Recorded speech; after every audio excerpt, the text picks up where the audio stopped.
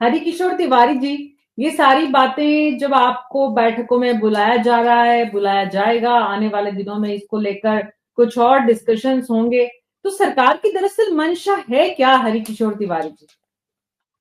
देखिए, एक तो हमारे मनोज पांडे जी ने एक बात कही कि ये बाद में हम लोगों को मिलता है, ये बात बिल्कुल सही है। और आपकी तरह और लोग भी हैं पांडे जी, जैसे निगम परिषद के लोग हैं, उनको भी बाद में मिलता है। लेकिन असली लड़ाई होती है, हम लोग देखिए जैसे केंद्र में लागू होता है, तो हम लोग केंद्र का साथ इसलिए देते हैं कि केंद्र में लागू नहीं होगा तो हमको कहाँ मिलेगा। हम लोग कहते हैं भाई केंद्र की भांति हमको दीजिए। इसी तरह से निगम परिषद के लोग कहते हैं भाई राज कर्मचारियों की भांति हमको दीजिए। एक भांति तो बनने दीजिए सब लोग, भाई भांति बनेगी तो निश्चित रूप से सबको आगे बढ़ने का मौका मिलेगा और सब लोग उस पर काम कर सकते हैं। तो हम लोग तो इसका प्रयास करते हैं भाई सबको मिले वो चीज, जो चीज आ रही है वो टाइम बाउंड हो। और आपकी बात अच्छी है, इसको रखा जाएगा कि भाई सबको साथ, निगम परिषद के लिए भी उसी जियो में लाइन होनी चाहिए, उसी जियो में आपके लिए लाइन होनी चाहिए। नहीं भाई, अगर ये मिल रहा है तो सबको एक साथ एक ही डेट से मिलना चाहिए। एक बात तो ये। दूसरी बात, कुछ सुझाव मैं देना चाहूंगा खाली ये, और तो बाकी सब तो झगड़े वाली बातें हैं कि साहब वो क्या हो सकता है क्या नहीं होगा। हमने पहले बताया 10 साल में हमको उस तरह के नहीं मिला।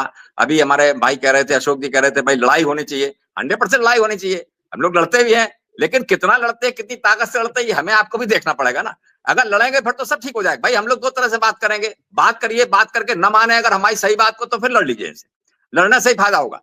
लेकिन कुछ चीजें ऐसी हैं जैसे कि जो चीजें हम लोग को लिख के दे रहे हैं सरकार को, उसमें कि भाई मिनिमम वेजेस कुछ होना चाहिए। जैसे आपने देखा आउटसोर्सिंग है, उसमें बहुत ज्यादा हम लोगों का, आउटसोर्सिंग के लोगों का, क्यों बेरोजगारी बहुत ज्यादा प्रदेश प्रदेश में हो गई है, उसका फायदा सरकार उठाती है। और मैं तो ये कहूंगा सरकार आईएएस चला रहा है, ये सरकार राजनेता नहीं चला रहा है। ये बड़ा गंभीर विषय है इस बात का। पहले जमाने में जब नारायण दत्त तिवारी जी वगैरह हुआ करते थे। ये कब हाँ नहीं जी। था हरिकिशोर तिवारी जी?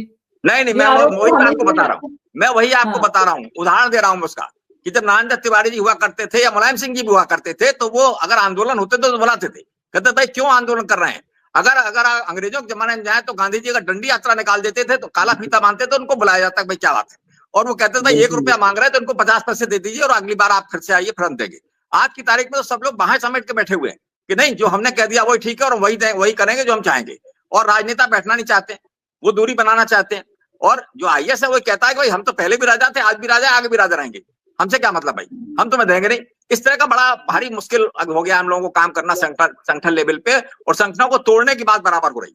तो एक तो हम ये चाहते थे कि मिनिमम वेजेस जो हो, और उसके बाद में जैसे बहुत उत्पीड़न ये होता है कि आपने आपने कहा कि साहब ये 9,000 हम देंगे आपको, फिर ठेकेदार ने आपको 9,000 दे दिया, उसके 10 साल तक वो चिल्ला रहा है कि भाई 10,000 कर दीजिए। नहीं, सारे लोगों का मिनिमम वेजेस अगर आप करें, चाहे आउटसोर्सिंग हो चाहे मानदेय हो, उसमें डीए सीधे लगना चाहिए उसको।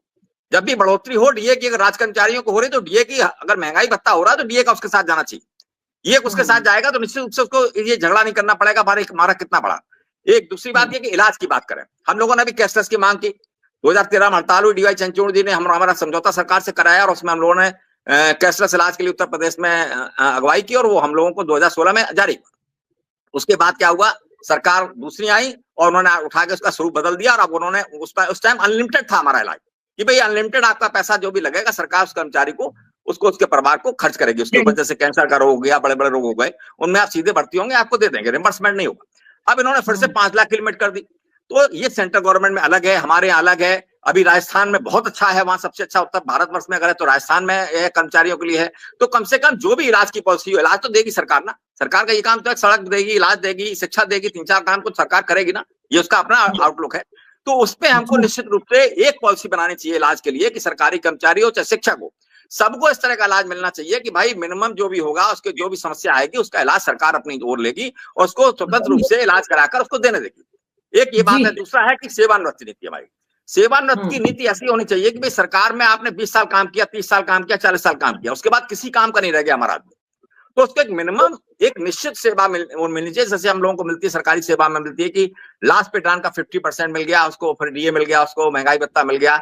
इस तरह का नीचे से लेके ऊपर तक पूरे देश में लागू होना चाहिए कि भाई यही पेंशन मिलेगी। और पुरानी पेंशन की जो हम लोग मांग कर रहे हैं उसमें हम लोग 80-90%, 80% तक जहां तक आ सकते थे वहां तक आने का प्रयास किया, बचा उसके लिए हम लोग लड़ेंगे भी। अभी जो हमारा 10% ले रही सरकार वो क्यों ले रही है, तो हम समझते हैं कि जो ये हम लोग कर रहे हैं, जैसे शिव कुमार मिश्रा जी हमारे लीडर हैं और उनके थ्रू उनका सरकारी पक्ष जाता है, वहां दिल्ली में बैठते हैं वो, उनको बुलाया जाता है और वहीं के थ्रू हम लोग सारी बात भेजते हैं उनको। तो हम लोग बैठ के बात करते हैं, उसमें हम लोग जा रहे हैं और ये चीजों का हम लोग समावेश करेंगे। उसके बाद सरकार क्या देती है नहीं देती है, उसके बाद प्रदेश स्तर से नहीं देश स्तर पे हम लोग आंदोलन की क्षमता रखते हैं और हम लोग पूरे देश में आंदोलन की बात करेंगे अगर हमारी बात सही बात जायज बात नहीं मानी जाएगी।